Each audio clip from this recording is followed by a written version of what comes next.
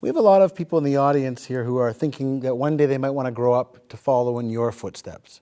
What kind of advice can you give our students who are just coming out of the entrepreneurship program, they're just rolling up their sleeves, they're trying to figure out what opportunity to pursue? Look back at where you were 20 years ago. What advice can you pass on? Uh, Success is always about relationships, first of all. It doesn't matter how good your idea is, how smart you are, how hard you're willing to work. So much of success comes down to your ability to genuinely form strong relationships.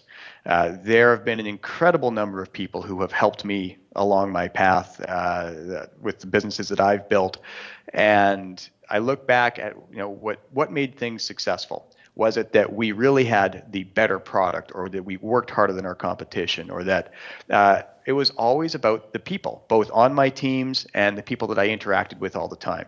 So I would say that one of the key things you want to be doing is just whenever you can find an exceptional person, stay in touch with that person.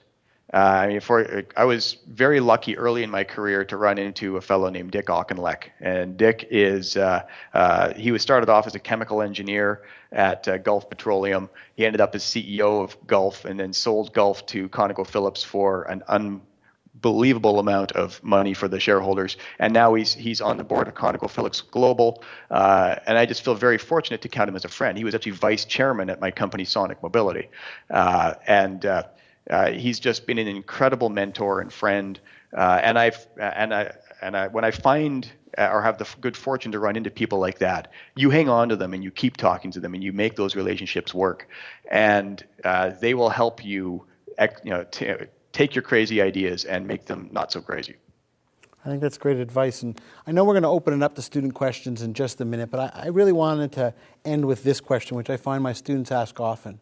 You talked earlier today about the ups and the downs, the good days and the bad days.